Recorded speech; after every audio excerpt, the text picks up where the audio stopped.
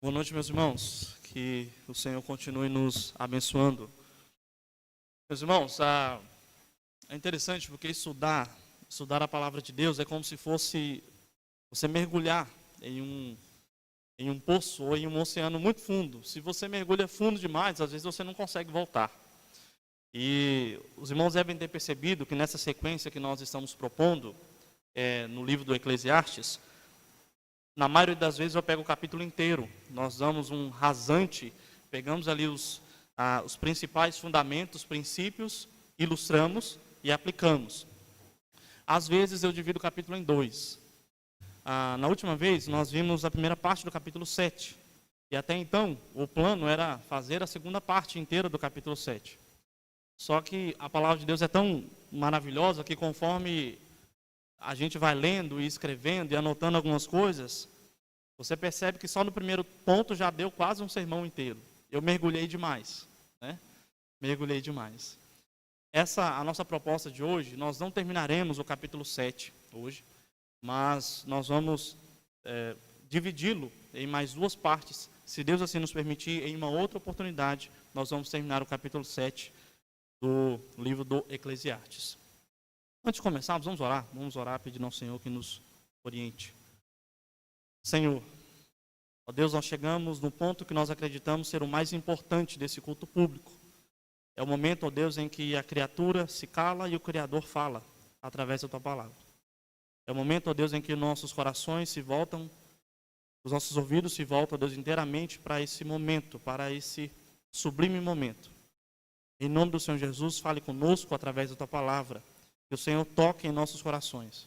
Ó Deus, que a começar de mim, o Senhor me use para que eu possa, ó Deus, transmitir a Tua palavra de forma fiel e clara aos meus irmãos.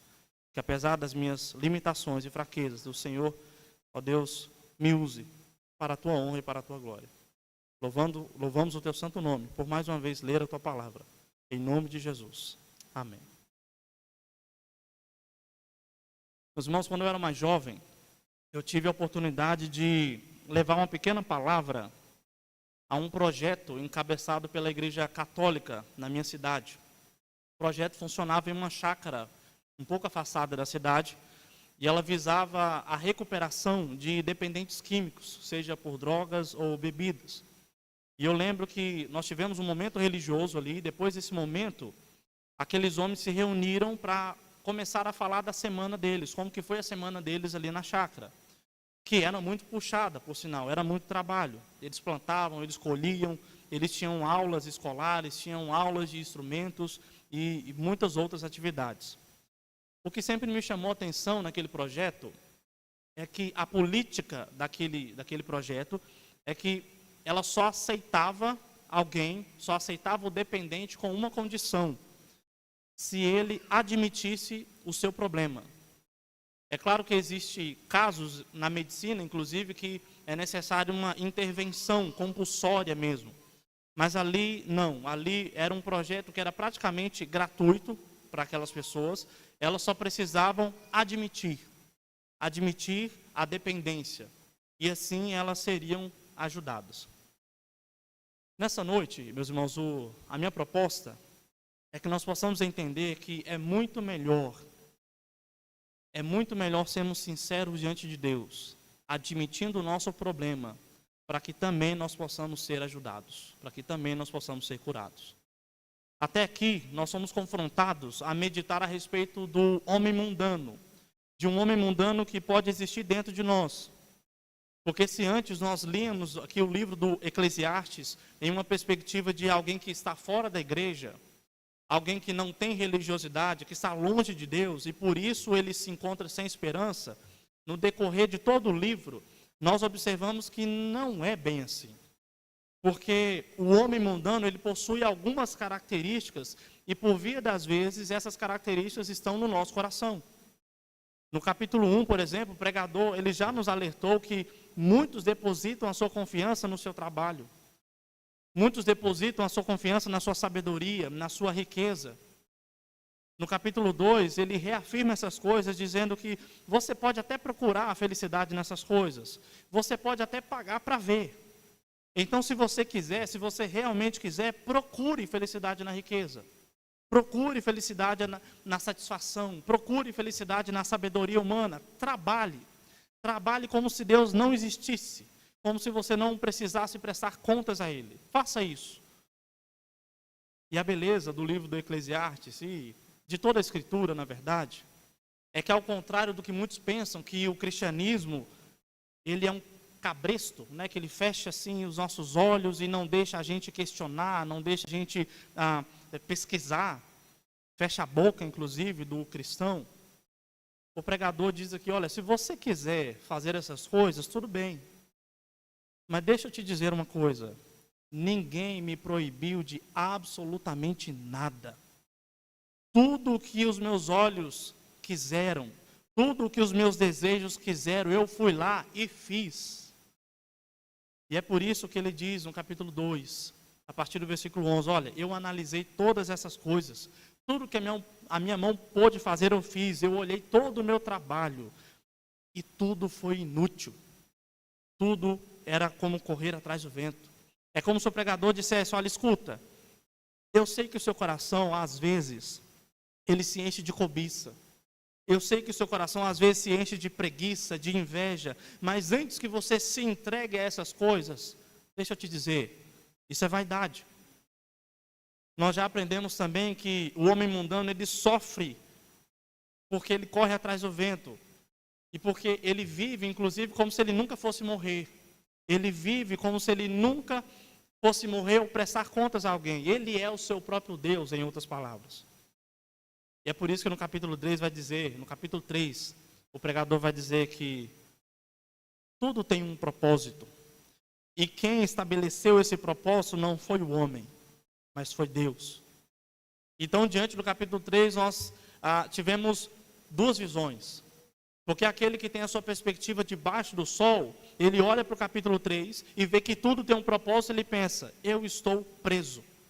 Eu estou preso em uma bela de uma jaula divina. Porque ele percebe o seguinte, na verdade eu nasci só para morrer. Eu ganhei só para perder. Eu, às vezes, sou feliz só para poder chorar de novo. Mas, ao mesmo tempo, nós somos desafiados a olhar lá no capítulo 3, e quando nós temos a perspectiva naquele que está acima do sol, e nós lemos que tudo tem um propósito, aquele que se rende aos pés de Jesus, ele olha para essas coisas e percebe, Deus está no controle de todas as coisas. E se Deus está no controle de todas as coisas, Ele não perdeu o controle daquela doença, por exemplo. Se Deus está no controle de todas as coisas, Ele não perdeu o controle daquela dificuldade dentro da família, daquela dificuldade no trabalho. E isso então traz contentamento. Contentamento. Depois de nós sermos então chocados com isso, com tantas verdades, o pregador então nos convida a olhar para dentro de nós ainda mais profundo, de uma maneira muito mais íntima, para analisar algumas manchas. Sabe quando você veste uma roupa e você acha que está todo alinhado, chavoso, como dizia minha mãe, mas de repente alguém chega em você, dá um toque e fala, sua roupa está suja. Então você começa a se analisar minuciosamente e você enxerga algumas coisas. Então você começa a olhar mais de perto e você começa a achar algumas manchinhas.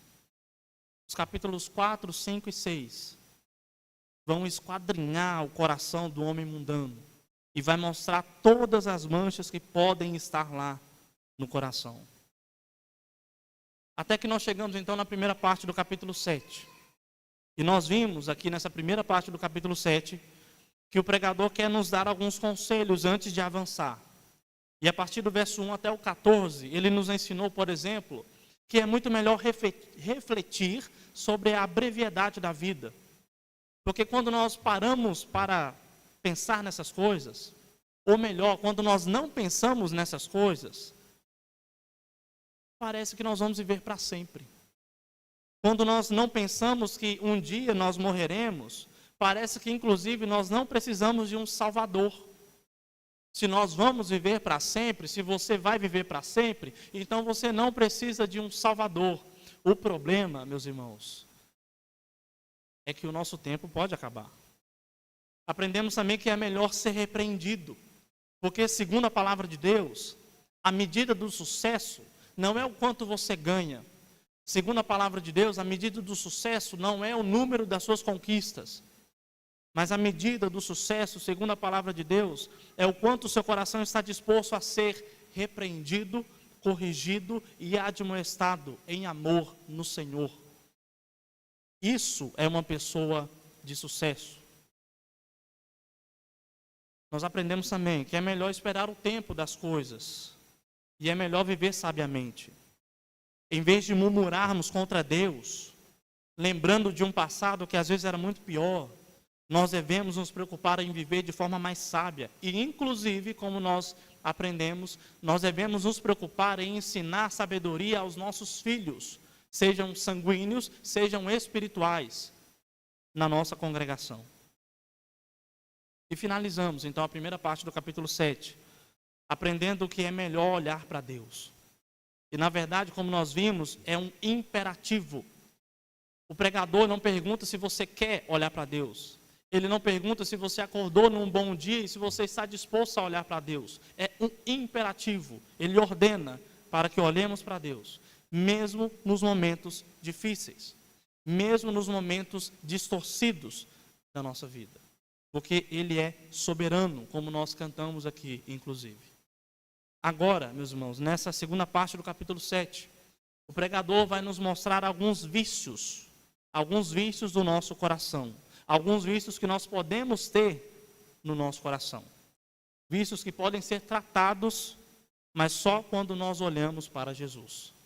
O primeiro vício, então, é o vício da hipocrisia e da maldade, nos versos 15 a 18. A primeira coisa que nós temos que observar é que a palavra vaidade, aqui do versículo 15, ela não possui o mesmo sentido que nós temos visto até agora. Até agora, a palavra vaidade significou inútil. Tão inútil quanto correr atrás do vento. Mas a palavra vaidade, aqui nesse versículo 15, especialmente aqui, possui o sentido de uma ilusão, como se fosse uma miragem. Em outras palavras, o que ele vai afirmar agora, a seguir, ele viu enquanto ele estava em uma miragem, em uma ilusão da vida. O interessante é notarmos que o homem mundano, aquele que vive com o seu coração debaixo do sol, ele enxerga miragens na vida. Ao mesmo tempo, nós sabemos que quando nós andamos demais, muito tempo no sol, debaixo do sol quente, aqueles que andam no deserto, inclusive, eles também enxergam algumas miragens também. Ao que parece, tanto aquele que anda muito debaixo do sol, quanto aquele que confia demais nas coisas desse mundo, ele vive uma ilusão. Ele vive uma ilusão na sua vida. Mas enfim, que miragem é essa que o pregador enxerga? Ele diz no verso 15 que ele enxergava o justo morrendo rápido e o perverso vivendo uma longa vida. Em outras palavras, tudo o que o pregador enxergava era injustiça. Ele só enxergava injustiça. E esse é um tema caro, recorrente nas Escrituras. Por exemplo, Abel, até então registrado como alguém cujo o sacrifício foi aceito por Deus. Então temos Caim, que foi registrado como alguém cujo seu sacrifício não foi aceito por Deus. O óbvio, então, o lógico, o mais esperado, seria que Caim morresse muito rápido, pois claramente ele não estava justificado diante de Deus. Porém, o que acontece é o contrário. Justo Abel é morto por Caim. E ao mesmo tempo Caim, ele vive muitos e muitos anos, ao passo de que ele ainda tem descendências numerosas. Os salmos também são repletos de exemplos assim. Principalmente ali nos primeiros salmos, onde nós podemos ler exclamações extremamente sinceras, como por exemplo o Salmo 10, que diz: pois o perverso se gloria na própria cobiça. O avarento, ele maldiz o Senhor e blasfema contra ele. A sua soberba, o perverso não investiga. Tudo o que ele pensa é que Deus não existe. E no mesmo salmo, o salmista diz: tens ouvido, Senhor, tens ouvido o desejo dos humildes, tu lhes firmarás o coração e ouvirás o seu clamor para fazeres justiça ao órfão e ao oprimido. Ou seja, Os perversos até chegam a dizer que Deus não existe. E aparentemente nada acontece com eles, enquanto os humildes são oprimidos. E assim nós temos diversos salmos e exemplos onde há uma aparente injustiça, onde o justo sofre e até morre, e o ímpio, ele não sofre nada e vive muitos anos. Nós temos muitos exemplos também, inclusive na nossa vida. Na nossa vida. Não foram poucas as vezes em que nós agimos corretamente, você vai se lembrar de algum momento assim. Nós agimos corretamente e mesmo assim nós saímos prejudicados. E quanto ao outro, que agiu de forma errada e até mesmo de forma irresponsável, ele saiu ileso. E ainda por cima vitorioso. Mas o contrário também é verdade. Quantas e quantas vezes eu e você não agimos da melhor maneira possível e mesmo assim saímos ilesos. Parece que de fato, que a injustiça está em todos os lugares. Mas veja qual que é a solução do pregador aqui, a solução para esse problema da injustiça. Ele aponta algumas coisas estranhas, inclusive nos versos 16 e 17. Se você leu com atenção, você percebeu que, à primeira vista, o pregador parece nos convidar para uma vida de moderação. E a moderação em si não é um problema. O apóstolo Paulo vai dizer ao pastor Timóteo, na sua segunda carta, lá no capítulo 4, para que ele pudesse ser em tudo moderado. Então, ser moderado não é pecado. Na verdade, o oposto é que é pecado. Mas se moderação não é pecado, qual que é o problema aqui então dos versos 16 e verso 17? O problema aqui, meus irmãos, são os elementos que o pregador usa para que sejamos moderados. Ele diz no verso 16, não seja justo demais e nem sábio demais. Mas como assim? Será que há um limite para que devemos buscar a sabedoria? Será que há um limite para sermos justos ou não? É como se nós pudéssemos dizer o seguinte, olha, escuta, eu sou justo, eu sou sábio, mas até a página 2. Então não me provoca muito não. Eu sou justo e sou sábio, mas não tanto. Mas como se não bastasse, ele diz no verso 17, olha, não seja perverso demais e nem tolo demais. Apesar da nossa tradução ter adotado a palavra louco, né? O sentido aqui é que uma pessoa que vive de maneira tola, ela é louca. Inclusive a NAA, de alguns comentaristas, já traz a palavra tola no lugar de louca do texto, porque faz mais sentido. Ou seja, aparentemente, você pode ser um pouquinho perverso, você pode ser um pouquinho louco, tolo sim, mas não exagere muito, seja moderado. E para piorar, ele finaliza dizendo no verso 18 que é bom você ter um pouco de tudo, ou seja, um pouco de justiça, um pouco de sabedoria, temperada com uma pitada de perversidade e tolice. Isso é muito estranho. Isso é muito estranho porque, aparentemente, ele destoa bastante do restante do livro. No restante do livro, ele vai dizer, olha, o tempo inteiro, busque a sabedoria, seja mais sábio, viva com sabedoria. Esse livro do Eclesiastes é um livro sapiensal, ou seja, é um livro de sabedoria. Então, seria muito estranho o sábio falar, olha, você não precisa buscar tanta justiça assim, ou tanta sabedoria assim. Mas então, por que o pregador diz essas coisas? Acontece, meus irmãos, que no português não fica muito claro aqui, na tradução não fica muito claro. Mas, ao que tudo indica, o pregador ele está usando aqui uma hipérbole irônica. O que é uma hipérbole irônica? Hipérbole é um exagero. Ironia é quando você diz uma coisa e quer dizer o contrário. Então, por exemplo, imagine que um amigo seu íntimo, um amigo seu de infância, chega para você e fala o seguinte, escuta, eu sou muito crente. E você olha para ele assim, com aquela cara de crente turista, você sabe que ele é meio turista, e você fala, não, crente? Meu amigo, você é o suprassumo da santidade. Você deveria, na verdade, ser trasladado direto ao terceiro céu, entendeu? Você é outro patamar. Você usou de uma hipérbole irônica, você exagerou de forma irônica. A maioria dos comentaristas vão dizer que os versos 16 e 17, o pregador, na verdade, ele aponta o dedo para aqueles que estão vivendo de forma hipócrita, para aqueles que estão vivendo de uma forma sem sinceridade, se achando, como vai dizer o texto, demasiadamente justos, exageradamente sábios, como vai dizer aqui o texto. Não é pecado ser demasiadamente justo e nem exageradamente sábio, meus irmãos. O problema é ser assim somente por fora. Esse é que é o problema. Ele aponta o dedo também para o tolo, porque como um louco ele se entrega à própria maldade do seu coração.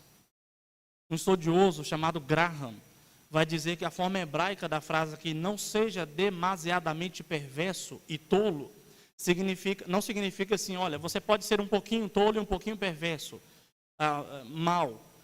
O sentido aqui é, não se entregue totalmente à sua maldade, não se entregue à maldade do seu coração, demasiadamente à maldade que está no seu coração. Meus irmãos, e sobre maldade que está no coração, a gente nem precisa se esforçar muito, na verdade. A gente nem precisa argumentar muito sobre isso. Paulo vai dizer lá no capítulo 1 de Romanos, que os homens que não glorificaram a Deus, que preferiram glorificar outras coisas, Deus os entregou às paixões do seu coração, ou seja, eles mergulharam no seu próprio mal, no próprio mal do seu coração. Um pastor disse certa vez que se um dia, em um lapso de loucura, ele se entregasse aos desejos que já se passou no coração dele, em 5 minutos ele perderia a sua família e o seu ministério. E todos nós somos assim. Meus irmãos, preste atenção. Só Deus e você sabe o que já se passou no seu coração. Só Deus e você sabe o que já se passou no seu coração. E o pregador diz, cuidado. Cuidado porque, em uma perspectiva humana, aquele que se entrega ao mal do seu coração, ele pode inclusive morrer mais cedo na sua perversidade. E esse é aquele, infelizmente, velho exemplo de pessoas que poderiam ter uma vida toda pela frente, mas por não terem ouvido aquele conselho dos pais antes de sair, por não terem ouvido aquele irmão da igreja antes de tomar aquela decisão, eles perderam a própria vida. Mas sabe o que é mais preocupante ainda? É que não é a morte física que é o mais importante, ou que o mais nos choca aqui. Mas a Bíblia vai dizer que o ímpio, aquele que não tem Jesus como seu Senhor e Salvador, aquele que entregou seu coração à sua maldade, o ímpio ele já está morto nos seus delitos e pecados. Ele já está morto, assim como nós, antes de Cristo nos chamar. Ao mesmo tempo, o pregador, ele alerta, ainda no versículo 16, que nós devemos nos preocupar em não somente com esse vício da maldade que está dentro de nós, mas ele também aponta para um vício que está dentro de nós, a hipocrisia, ou a falta de sinceridade. Ele mostra alguém que se acha muito justo, muito sábio aqui. E ele usa esses dois adjetivos, justo e sábio, para dar uma conotação mesmo de religião, de religiosidade. Alguém que zela por um cumprimento das regras, de regras religiosas. E aqui nós percebemos, meus irmãos, que o homem mundano, ele não somente está lá fora, mas às vezes o homem mundano pode estar dentro do nosso coração. Afinal, como dizia Lutero, o miserável do homem, do velho homem, ele sabe nadar. A ideia aqui, meus irmãos, é de que aquele que não tem sinceridade, aquele que vive em uma hipocrisia, ele pode até falar de uma forma, agir de uma forma, mas por dentro ele é completamente diferente. Por fora, nós podemos ser muito crentes. Nós podemos ser compreensíveis. Por fora, acredite se quiser, nós podemos até perdoar por fora. O problema é quando isso acontece só por fora. Quando isso acontece como se fosse uma máscara. Usar máscaras. E usar máscara é viciante. Usar máscara é viciante. No final das contas, o pregador nos aponta aqui que não é simplesmente com a hipocrisia que nós devemos tomar cuidado, mas sim também com a falta de sinceridade do nosso falar, do nosso agir. Essa falta de sinceridade no nosso coração. As pessoas acham que sinceridade, meus irmãos, é você apontar os erros dos outros, né? Olha, desculpa, mas eu sou sincero. Não. O significado dessa palavra ela é diferente. A palavra sinceridade, os jovens, é essa palavra, tá? Eu mencionei mais cedo que tinha uma palavra hoje que tem uma origem um pouco interessante. A palavra sinceridade, ela carrega uma lenda sobre a sua origem. A lenda diz que lá na Roma antiga, quando se fabricava vasos de barro, às vezes durante o processo apareciam pequenas rachaduras ali no vaso, né? Então o vendedor, para tentar enganar o cliente, ele passava cera no vaso para cobrir as rachaduras. De forma que, se você quisesse comprar um bom vaso, um vaso de qualidade, você deveria procurar um vaso sem cera, sincero. Ou seja, um vaso que não estava maquiado com cera. O sentido que o pregador nos chama a atenção aqui é mais ou menos esse. Cuidado. Cuidado ao se mostrar perfeito demais, justo demais. Isso pode ser apenas estética. Isso pode ser apenas cera, encobrindo as rachaduras do seu coração.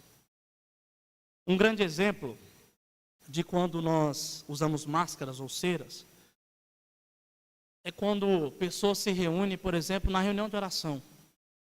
Já reparou que na reunião de oração ou em qualquer outro evento em que nós oramos uns pelos outros, os pedidos são muito altruístas, evangelistas, tão corajosos. Senhor, eu quero pedir oração pelos doentes. Senhor, eu quero pedir oração pelos perdidos. Quero pedir oração para que eu possa enfrentar as dificuldades da vida. Tudo muito genérico, tudo muito geral.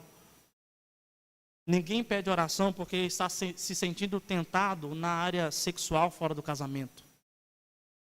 Ninguém pede oração porque ele desrespeitou os pais naquela semana e ele quer mudar de atitude. Então é como se nós passássemos cera na cara e nos parecêssemos super crentes. O problema é que não somos. Veja bem, eu não estou dizendo que você não possa pedir oração por conversão, por conversões. Que você não pode pedir oração pelos doentes. Você deve fazer isso. E não estou dizendo também que você deve pedir oração sempre para todas as pessoas sobre algum problema íntimo seu. Chame alguém da sua confiança, chame alguém que você tem intimidade para orar com você, não tem problema. O que o texto está dizendo é que, diferente, por exemplo, dos fariseus, que oravam nas praças de si, para serem vistos como santos e imaculados, nós mostramos que, e nós somos ensinados na vida cristã, que quando nós nos rendemos a Cristo, e quando nós nos rendemos a Cristo e dizemos, Senhor, eu preciso de ajuda. Senhor, eu preciso de ajuda. Quando nós confessamos isso, então, meus irmãos, nós começamos a ser tratados. Ser sincero, então, não é chegar ao outro e dizer o quanto ele é pecador e ignorante. Eu sou sincero, então vou dizer que você vai para o inferno se você não mudar de vida. Isso pode ser um excesso de cera no seu coração. Hipocrisia. Ser sincero é chegar diante de Deus e dizer, Senhor, esse pecador que o texto está se referindo aí sou eu. Esse ignorante aí do texto sou eu. Um exemplo muito bom disso é o apóstolo Paulo. É interessante ver a evolução do apóstolo Paulo no decorrer da sua caminhada cristã. Logo no início, num primeiro momento, Paulo escrevendo a sua primeira carta aos Coríntios, ele diz lá no capítulo 15, verso 19, eu sou o menor dos apóstolos, ou seja, ele é o menor dos 12, dos apóstolos. Alguns anos depois, provavelmente mais experiente na sua caminhada cristã, ele diz aos Efésios, no capítulo 3, verso 18, eu sou o menor dos santos. Ele era menor que os apóstolos, só 12. Agora está dizendo, olha, eu sou menor que os santos, que todos os crentes. E como se não bastasse, na sua carta ao pastor Timóteo, já quase no fim da sua jornada, Paulo diz, lá em 1 Timóteo 1,15, eu sou o maior dos pecadores. Ele é menor ainda. Ele era o menor dos apóstolos, 12. Ele, na verdade eu sou menor que todos os crentes. Eu sou menor, eu tenho que aprender com eles, eu tenho que servi-los. E já no final dessa caminhada, na verdade eu sou o maior dos pecadores. Eu sou totalmente dependente de Jesus. E é essa a ideia expressa na teologia reformada de que quanto mais nós nos achegamos, quanto mais nós nos enchemos de Deus, menor nós ficamos. Quanto mais perto de Deus, mais visível fica a minha sujeira. Quanto mais perto da santidade do nosso Deus, mais visível fica o quanto eu preciso mudar na minha vida, no meu coração. Paulo foi sincero. No decorrer da sua caminhada, ele foi sincero, ele foi sem cera, sem máscaras. Depois do pregador nos alertar então sobre o perigo de nos entregarmos à maldade dos nossos corações e de não buscarmos a sinceridade, agora nós veremos sobre o perigo de não buscar sermos sábios, nos versos 19 a 22. Nesse segundo assunto, o pregador, ele nos dá um exemplo agora prático de como sermos mais sábios e menos hipócritas, menos sem sinceridade. E nós sabemos que ele ainda está tratando do assunto da hipocrisia e da tolice, porque se você reparar bem, no verso 16, ele começa falando do justo e depois do sábio. No verso 19, é como se ele estivesse fechando o argumento. E é por isso que ele vai usar os mesmos elementos, só que na ordem inversa. Ele usa primeiro o sábio e depois ele usa justo, no verso 20, fechando o argumento. Ele começa com a afirmação de que o sábio ele é mais forte do que 10 homens que detêm o poder, 10 homens poderosos, inclusive com poder governamental. Provavelmente o contexto aqui que o pregador se refere é aquele contexto de onde Jerusalém estava sendo subjugado por outras nações. E mesmo assim ele diz que na visão dele, o mais poderoso é aquele que busca sabedoria, mesmo nos tempos difíceis. Veja bem, o pregador coloca a sabedoria em um patamar tão alto, mas tão alto, que ele chega a valer mais do que qualquer instituição, seja democrática ou tirânica. E isso não poderia ser mais louco para o homem mundano. Porque para aquele que confia nas coisas que ele vê, que ele consegue ganhar, para aquele que confia nas coisas desse mundo, isso é loucura. Ele vai dizer que quem tem força de verdade é aquele que detém o poder. A capacidade de fazer uma pessoa calar. E a capacidade de fazer uma pessoa começar a falar mesmo que ela não queira. A capacidade de fazer com que as coisas aconteçam conforme a sua vontade. Isso é poder. Mas para o pregador, não. Para o pregador, se juntar todo o poder do mundo, isso não valerá mais do que uma vida vivida de forma sábia. Mas tem um detalhe aqui. A sabedoria, ela não é colocada como um atributo intelectual, ou um atributo que você adquire com a experiência na vida. Mas ela é colocada como uma fonte de poder também. Alguém que tem sabedoria, ele também tem poder. E nós podemos usar como exemplo uma história clássica grega, a Odisseia. Na Odisseia, nós seguimos o protagonista Odisseu na sua volta para casa. Em determinado momento, nessa viagem, ele e os seus homens param em uma ilha e eles entram numa caverna. Em pouco tempo, eles percebem que aquela caverna é o lar do temido Ciclope. E para ficar ainda mais grave a situação, o Ciclope volta, para na entrada ou na saída da caverna e dorme ali na saída da caverna. Então Odisseu e os seus homens ficam ali escondidos e ele elabora um plano sábio para sair de lá. O seu plano é pegar uma estaca e enfincar no único olho do Ciclope. E eles fazem isso.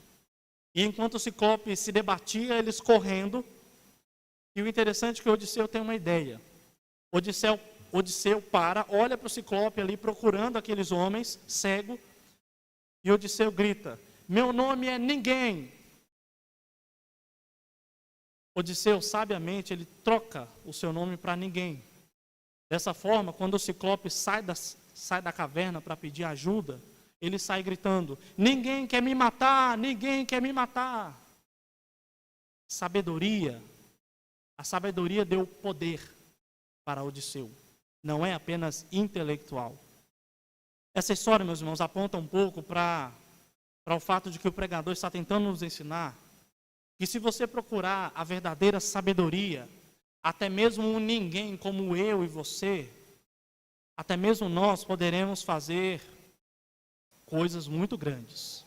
Poderemos ser mais poderosos do que qualquer poder que está humanamente instituído sobre nós. Mas veja, o interessante é que antes de você começar a pensar o seguinte: então está fácil. Então eu já sei a receita do sucesso. Eu vou ler livros de conselhos. Melhor ainda, eu lerei a Bíblia inteira, várias vezes. Se depender de mim, eu vou ler a Bíblia inteira várias vezes, então eu vou ser sábio, eu vou ser justo. Achei a fórmula do sucesso. Dessa forma eu vou ser poderoso, farei grandes coisas. O problema é que a gente esbarra aí no verso 20. Não há homem justo sobre a terra que faça o bem e que não peque. Ou seja, não há nenhum homem justo. Portanto, também não há sábio que possa fazer grandes coisas. O pregador aqui, ao mesmo tempo que ele nos deixa sonhar, parece que ele nos poda, ele nos traz para a realidade. O ideal, meus irmãos, o mundo ideal, era que o homem conseguisse ser sábio e justo por si só. Era que ele evoluísse e tomasse cada vez mais as decisões da sua vida de forma sábia, de forma justa. Era para ser assim no começo. Mas então vem o pecado. A realidade é que não há nenhum justo sequer, não há quem faça o bem. E se você provavelmente prestou atenção na leitura da liturgia, e se você leu esse verso 20, você deve estar pensando: eu já li isso aqui em algum lugar. Essa frase não me é estranha. A primeira menção dessa ideia está lá no Salmo 14, verso 3, que diz: todos se desviaram e juntamente se corromperam. Não há quem faça o bem, não há nenhum sequer. E tem vários outros salmos que trazem essa mesma ideia, como o Salmo 53 e o Salmo 143. Mas a referência mais conhecida, e que nós lemos inclusive, é o de Romanos, no capítulo 3, verso 10 e 11. Não há justo, nenhum sequer. Não há quem entenda, não há quem busque a Deus. O Dr. Osborne vai dizer que Paulo está citando o Salmo 14. Mas provavelmente o pregador também está citando, como um bom judeu, está citando aqui também o Salmo 14. O interessante é que esse verso, apenas esse versículo 20, ele tira toda a máscara, toda a cera do nosso coração. Porque se alguém se achava justo, porque se alguém se olhava para si e se achava justo, ele olha para esse versículo e fica sem reação. Como assim? Não há nenhum justo sequer. Jesus, quando ele chamou alguns fariseus de hipócritas, era justamente porque eles se achavam mais justos do que os outros, porque eles cumpriam regras religiosas, ritualísticas, e ao mesmo tempo, dentro dos seus corações, eles eram impuros. E aqui está a grande diferença, meus irmãos, entre conhecer muito a Bíblia, conhecer muito teologia, mas não conhecer o Evangelho. Porque sem o Evangelho, ao ler as Escrituras, e ao ler esse versículo que não há nenhum justo, nós poderíamos pensar em duas coisas. A primeira delas é que nós estamos perdidos. Se não há nenhum justo, se não há ninguém que faça o bem, então acabou. não há mais nada o que fazer. A outra ideia seria que, se não há nenhum justo para aqueles que não cumprem a lei, então o que eu tenho que fazer é cumprir a lei. Se eu conseguir cumprir a lei, então eu vou ser justo. Não vou ser como aquele ímpio, pecador, perdido. Ou seja, meus irmãos, sem o Evangelho, e quando eu digo sem o Evangelho, estou me referindo à história da redenção de Gênesis a Apocalipse, ok? Sem o Evangelho, a Escritura é apenas uma fonte de desespero ou apenas uma fonte de regras morais. De regras morais. É por isso que ele finaliza essa parte de forma agridoce. Ele dá um exemplo aqui de tolice e de hipocrisia ao mesmo tempo. O exemplo seria ao equivalente ao que o Dr. Hayek vai mencionar sobre a história de C.S. Lewis, a viagem do peregrino da alvorada. Na história, a Lúcia, ela descobre uma magia que a faz ouvir os pensamentos sobre ela. E ela faz essa magia, cometendo um erro tolo na sua vida. E ela passa a ouvir então o que as suas amigas pensam sobre ela. E ela ouve barbaridades sobre ela. E por causa disso, logo as amizades se desfazem. Tudo porque ela tomou uma decisão tola, de ouvir o que ela não deveria ouvir. Mas o pregador, ele é ainda mais sincero, ele ainda vai mais longe e diz, veja bem, nós podemos ser muito bem esses que pensam coisas más às pessoas. As amigas da Lúcia não eram totalmente vítimas. Elas também tinham cera em seus rostos. O pregador diz, olha, cuidado com o que você ouve, porque você pode ouvir coisas más sobre você, apesar que você também pode falar coisas más dos outros. Tolice e falta de sabedoria. O pregador nessa última parte do nosso sermão, depois de apresentar a hipocrisia que podemos ter, depois de apresentar a maldade que nós podemos fazer, ele agora aponta para o fato de que nós só conseguiremos retirar a cera da nossa cara, a máscara do nosso rosto. Nós só conseguiremos fazer isso buscando a verdadeira sabedoria. O problema é que muitas vezes, em vez de pedirmos sabedoria, em vez de perguntarmos sobre como vivemos conforme a vontade de Deus, muitas vezes nós preferimos usar Deus como se fosse um acessório. Aquele que usa um acessório, ele é visto como alguém santo. Ele é visto como alguém muito justo e sábio. Mas ainda é só externo, é só um acessório, é somente da boca para fora. E usar acessório pode ser também viciante. Meus irmãos, eu quero partir para a conclusão. Eu sei que essa parte do texto, ela termina realmente de forma agridoce, quase sem perspectiva de esperança. E de fato, apenas na parte final do capítulo 7, é que vai ser apontada alguma luz, algum farol. Se Deus nos permitir uma outra oportunidade, nós veremos. Mas até aqui nós já podemos aplicar algumas coisas nos nossos corações, nas nossas vidas. Perceba que o pregador, ele partiu de dois princípios básicos aqui. Primeiro, o homem pode viver em um estado de hipocrisia. E segundo, nós temos um mal dentro de nós. Essa hipocrisia e essa maldade, que o texto trabalha, tem muito a ver com enganar a si mesmo. Alguém que se acha bom demais, alguém que se acha especial demais, muito crente, porque ele leu, por exemplo, um livro sobre Calvino. Porém, a sua conduta lá no trabalho, a sua conduta dentro de casa, a sua conduta com os amigos e até mesmo dentro da igreja mostra o contrário. Mostra uma falta de sabedoria, mostra uma maldade sendo cada vez cedida no coração. Mostra, inclusive, uma máscara que às vezes é usada. E às vezes isso parece que não tem tratamento. Mas, meus irmãos, o único remédio para a hipocrisia da nossa vida e para a maldade do nosso coração é o Evangelho de Jesus. Jesus é o único que olha para nós e nos enxerga não da maneira como nós falamos que somos. Jesus nos enxerga não da maneira como as pessoas nos enxergam. Não da maneira como nós pensamos que somos. Jesus nos enxerga como nós somos de verdade. Ele nos enxerga sem máscara, sem cera. Como Pedro, por exemplo. Pedro era visto por uns como um líder.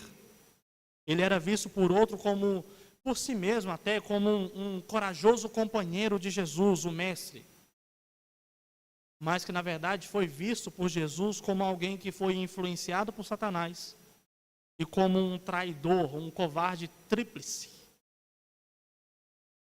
Mas pela graça, assim como Jesus enxergou em Pedro um líder que precisava ser lapidado, um líder que precisava ser humilhado, quebrado, para aí sim ser um dos pioneiros da igreja primitiva, Jesus nos apresenta o Evangelho da graça. E isso, meus irmãos, pode não parecer, mas é maravilhoso. Sabe por quê? Porque diante de Jesus você não precisa sustentar uma máscara tão pesada. Diante de Jesus não. Ele já sabe quem é você de verdade. Diante de Jesus você não precisa e nem há como esconder as sujeiras do seu coração, porque ele já sabe de todas elas. Então, assim como um malfeitor que está cercado ali pela lei, tudo o que nos resta então é nos render em sinceridade, sem hipocrisia, diante de Jesus. E nesse momento, o Evangelho nos faz declarar algo que antes jamais nós faríamos. Antes, um coração mundano jamais falaria. Jesus, ao ler a tua palavra e pelo Espírito Santo, e ao entender o Evangelho, eu descobri que eu sou esse hipócrita aqui do texto. Eu posso ser esse malfeitor aqui do texto. Você já se apresentou diante de Deus sem máscaras? Ele já sabe o que está por baixo dela, ele já sabe. Mas você já experimentou a sensação de de ser totalmente sincero consigo mesmo diante de Deus? Você já experimentou isso? É preciso tratar de algumas coisas no seu coração e no meu também. Coisas que impactam na sua vida com Deus, coisas que impactam no seu casamento, coisas que influenciam nos seus estudos, no seu testemunho. Graças a Deus, meus irmãos, graças a Deus, porque mesmo não havendo um justo sequer por mérito próprio, ainda assim, nós recebemos perdão pelos méritos do justo. Nós recebemos perdão pelos méritos do justo, do sábio, por excelência. Jesus foi justo por nós. E é por isso que nós podemos dizer, como Paulo diz lá em Romanos: agora, pois, já não existe nenhuma condenação para os que estão em quem? Em Cristo Jesus. Ele é o justo. Ele é o sábio, a sabedoria verdadeira. Então, você quer ser tratado? Você quer realmente ser tratado? Se renda aos pés de Jesus, sem máscaras, sem cera. E Ele vai tratar do seu coração. Pensando nisso, nós vamos cantar o hino Sinceridade. Nós vamos dizer: Senhor, eu venho como estou. O Senhor sabe exatamente quem eu sou. Então, pela graça, aceita um pecador, Senhor. Enquanto os irmãos do conjunto tomam aqui a posição, nós vamos orar, encerrando esse momento. Logo após a palavra está com o presbítero Davi, depois do cântico. Vamos orar. Senhor,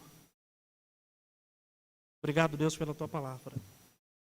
Obrigado, Senhor, porque a tua palavra é viva, é eficaz. A tua palavra, ó Deus, é clara.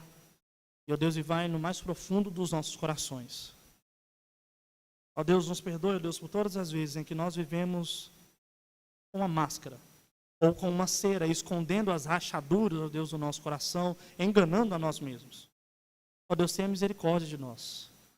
Quebre-nos, ó Deus, conforme a tua vontade, como inclusive o oleiro faz com barro.